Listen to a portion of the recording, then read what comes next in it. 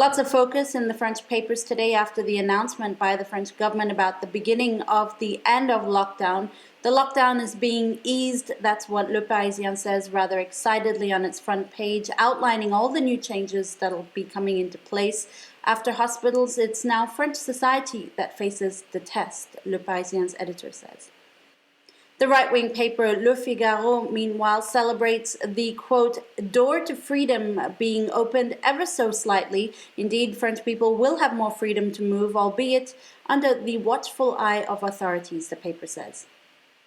Today marks 75 years since the end of the Second World War. It's something that's dominating the British papers today. The Daily Mirror brings us this rousing front page. 75 years ago, our battered nation emerged from 6 years of horror, it says.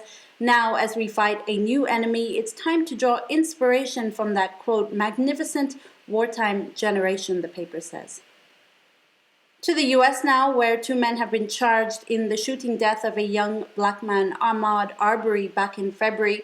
It comes after a graphic video circulated online this week, sparking outrage.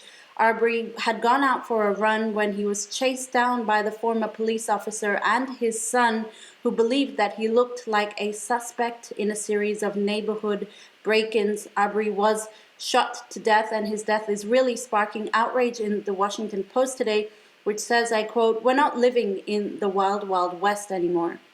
Now, today would have been Arbery's 26th birthday, and on that occasion, people are paying tribute to him online. They're putting on sneakers and going for a run, posting pictures under the hashtag #IRunWithMaud. They're actually running 2.23 miles specifically. That's about 3.5 kilometers. 2.23 represents the date of Arbery's death. You can read all about it in the Atlanta Voice.